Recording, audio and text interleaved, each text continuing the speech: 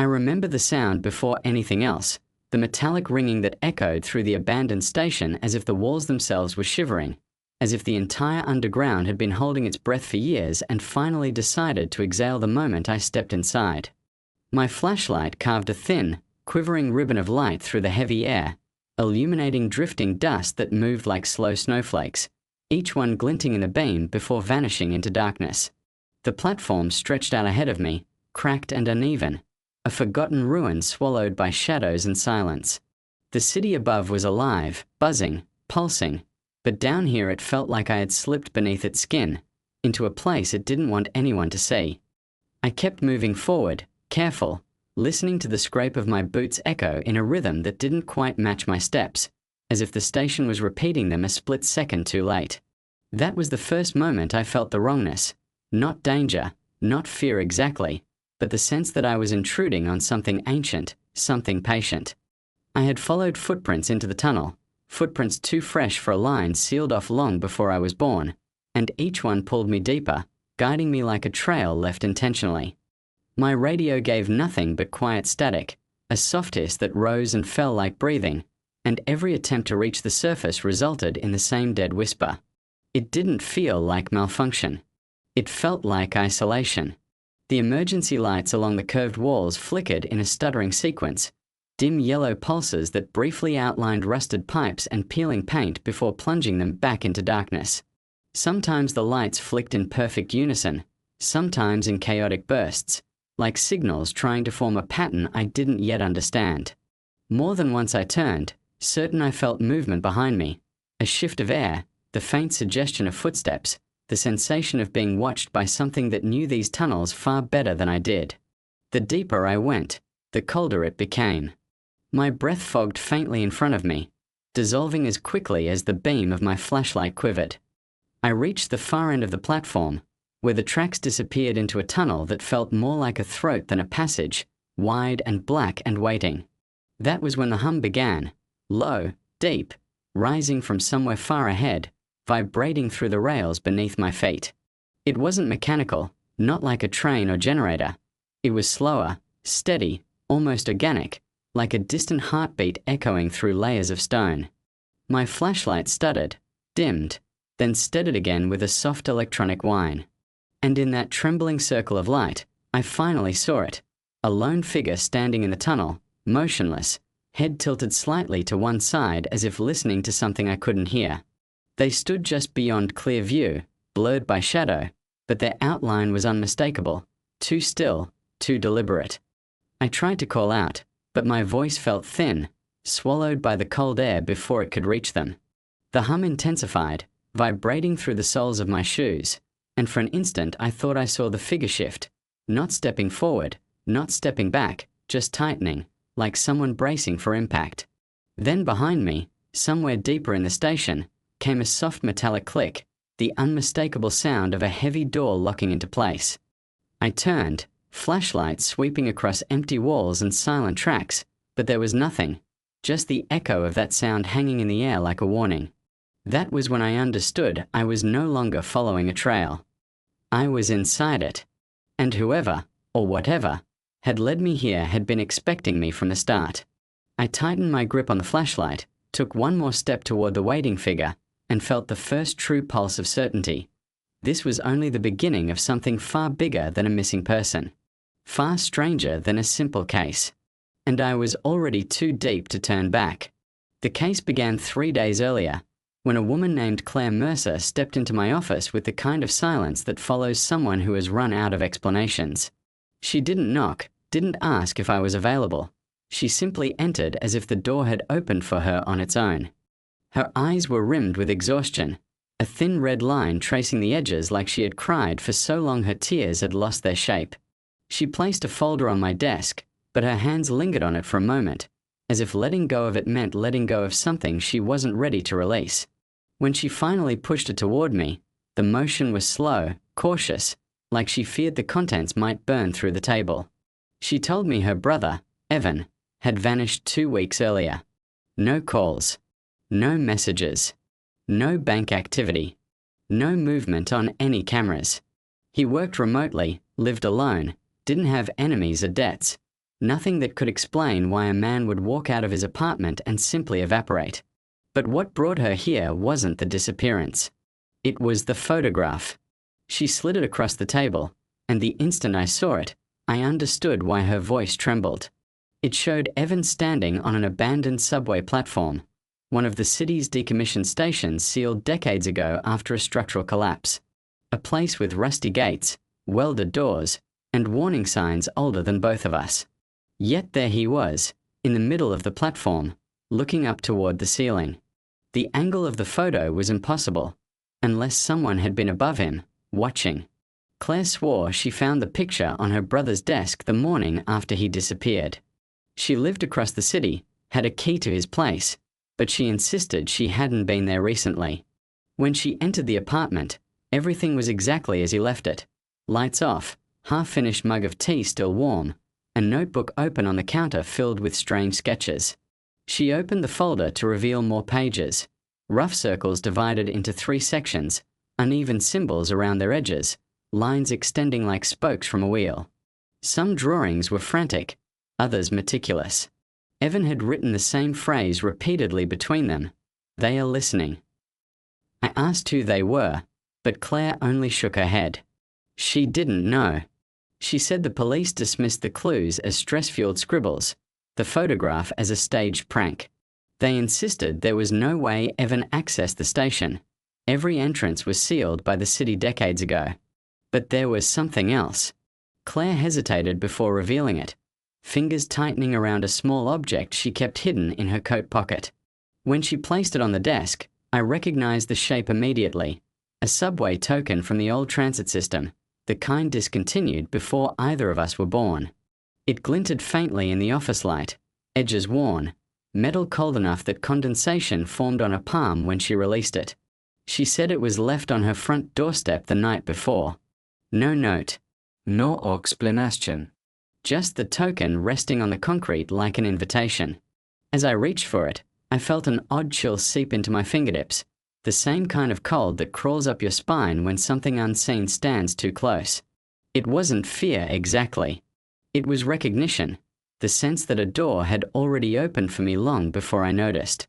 Claire watched me carefully, as if gauging whether I would take the case or run from it. I told her I would look into it, partly because I needed the work, but mostly because curiosity had already sunk its teeth into me. Something about the photo, the token, the symbols, they didn't fit together, yet they felt connected, like pieces of a puzzle someone intentionally scrambled. After she left, I studied the picture again under a brighter lamp. The shadows in the station looked wrong, too long, bending toward Evan instead of away. And high above him, where the camera angle came from, there was nothing but darkness. But the darkness had shape, structure, as if something had been clinging to the ceiling, watching. That was the moment I decided to find the station, no matter how sealed it supposedly was. By the time the sun rose the next day, I had already mapped out every access tunnel, maintenance route, and forgotten service hatch that could lead below the city. And somewhere beneath those layers of concrete and dust, I felt something waiting. The deeper I pushed into the city's underbelly, the more the investigation twisted into something that felt less like a search and more like a descent. Old schematics led me through maintenance tunnels long stripped of purpose, corridors where the air tasted of rust and old electricity, spaces so narrow I had to turn sideways just to breathe. At first, everything seemed explainable: neglect, decay, the natural collapse of forgotten infrastructure. But then I started spotting the symbols. The same ones from Evan's sketches. At first just a faint charcoal smear on a concrete beam, then a sharper etching on a service hatch, then dozens clustered like fingerprints around sealed doors. Circles split into thirds, lines radiating like fractured compass points, markings painted with a trembling hand that somehow still knew exactly where to place each stroke. I took photos, traced some with my gloved thumb, but each time I touched the symbols, I felt that same chill I sensed from the old subway token, like static humming beneath my skin. Deeper in, I found a break in the welded barriers, a section where metal had been cut clean through from the inside. It wasn't vandalism. The cut was too precise, too deliberate. And the ground around the gap showed footprints.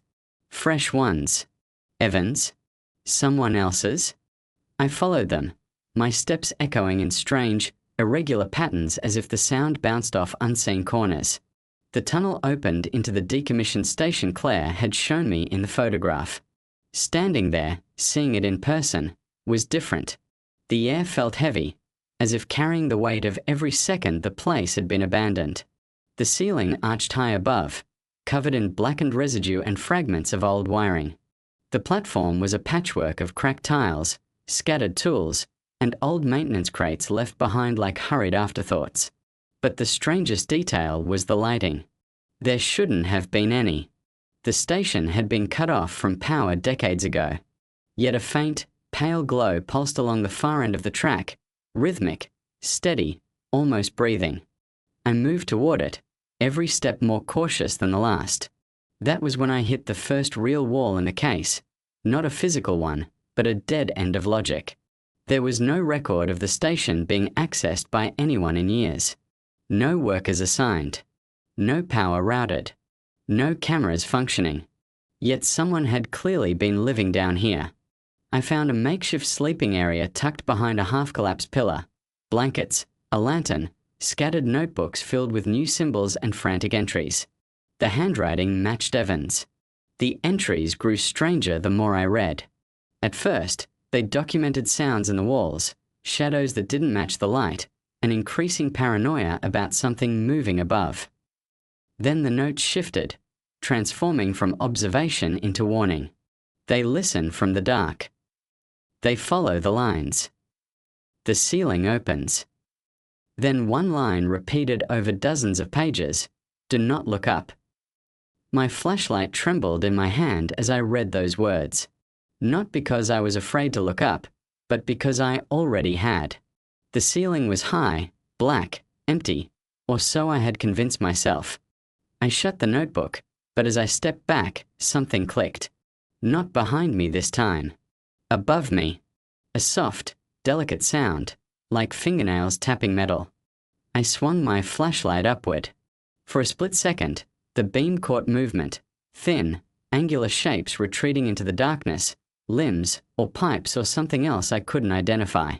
The light flickered violently, and by the time it steadied, the ceiling was still again. That moment broke something in the case. A lock. A barrier. A truth I'd been circling without naming. Evan hadn't come down here alone. Something had drawn him. Something had learned from him. I followed the pulsating glow at the end of the tracks, realizing with every step that the hum beneath my boots was now louder, resonating through the ground like a signal traveling through metal. The tunnel widened into a chamber not on any map, a circular room carved into the earth with precision far beyond ordinary construction. And there, in the center, stood a mechanism of rusted steel and wires, its parts arranged into the same divided circle pattern Evan had drawn over and over. The machine hummed, its core glowing faintly, and on the floor beside it lay the undeniable evidence I'd been searching for. Evan spake. His camera. His final recorded message. The moment I reached for it, the hum shifted, as if the entire chamber took a breath, as if it knew I was there. And as the shadows along the curved walls began to move, slow and many, I understood. The case was no longer about finding Evan. It was about understanding what had already found him. I didn't want to play the message down there in the chamber, not with the walls seeming to pulse and the air trembling like it was waiting to hear something I wasn't ready to say, but I also knew I couldn't leave without understanding what Evan had discovered. His camera was cold, the metal slick with condensation, as if it had been lying there for far longer than it possibly could have. When I powered it on, the screen flickered, struggling, then stabilized on a single video file timestamped the night he disappeared. I pressed play. For several seconds, there was only darkness and the sound of Evan breathing fast, shallow, panicked. Then the lens adjusted, revealing the very chamber I was standing in. Only in his recording the faint glow was brighter, the hum more frantic, like the machine was reacting to him. His voice trembled as he whispered that he had been hearing things in his apartment for weeks before vanishing, that the symbols he drew came to him in dreams he didn't remember having, that something had been tapping in the walls at night, learning the rhythm of his movements. He said he followed the signs because they wanted him to. Because he needed answers. Because he thought he could escape whatever was listening if he understood it first. His breathing quickened as he said the last part. They're not people. They're not animals. They notice sound, patterns, vibration. They stay on the ceiling because they feel safe there. They wait. They follow lines. And once you see them, they won't let you go back. The camera shook. Evan turned toward the tunnel entrance, whispering something I could barely hear. Don't look up. The recording ended abruptly with a metallic snap and a burst of static, and for a moment I stood frozen, the hum of the machine rising in a slow, dreadful curve, as if responding to the memory of Evan's voice. I backed away, scanning the ceiling again, but the darkness above refused to give shape to anything. Still, I felt the weight of unseen eyes, the pressure of presence shifting in the rafters, the faint sound of tapping echoing from metal beams overhead. I knew then that whatever took Evan hadn't left. It was listening to me now. I shut off the camera, grabbed his bag, and forced myself to walk toward the exit of the chamber, each step a negotiation with my instincts screaming to run. The hum intensified as I crossed the threshold, then abruptly dropped into silence the moment I stepped into the main tunnel, as though the machine had lost interest. I didn't look back. I retraced my steps through the station, through the narrow maintenance tunnels and up toward the surface, every echo behind me threatening to become a footstep that wasn't mine. By the time I reached the city streets again, the sunlight felt unreal, too bright, too warm, too clean after so long in the dark. I delivered the news to Claire in the gentlest way I could without lying. I told her I found evidence that Evan had descended into the abandoned system willingly, that he was investigating something that pushed him too far, that he might still be somewhere down there. I didn't tell her about the shapes on the ceiling or the machine humming like a heartbeat or the tapping that still echoed in my ears even hours after I surfaced. Some truths don't soothe the living. Some only pull them into the dark with the missing. The police reopened the case after I submitted the evidence, though I could tell from their faces they wouldn't step foot near the sealed tunnels. Not after I described the break-in, not after I showed them the symbols, not after they felt the old subway token which remained cold no matter how long it stayed in someone's palm. Days passed. Reports were filed. The entrances were welded shut again. The city moved on. But I didn't. At night, in my apartment, I started hearing faint sounds in the vents, soft, rhythmic tapping that matched the echoes I heard underground. At first, I convinced myself it was just pipes, old metal expanding, the usual nocturnal murmurs of a tired building. But sometimes the taps came in threes, like the divided circle Evan drew. Sometimes they came when I stood perfectly still, as if responding to my breath. I stopped sleeping near the walls. I stopped turning off all the lights.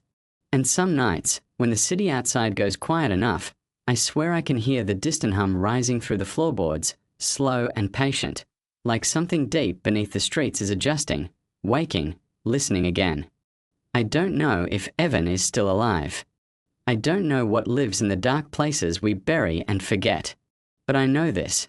Whatever waits below remembers us long after we stop looking for it. And sometimes, when I walk past old subway grates or feel a vibration under the pavement, I can't help but wonder if the case ever ended at all, or if I'm just standing at the edge of the next ascent, one step away from the point where every story turns into its own echo.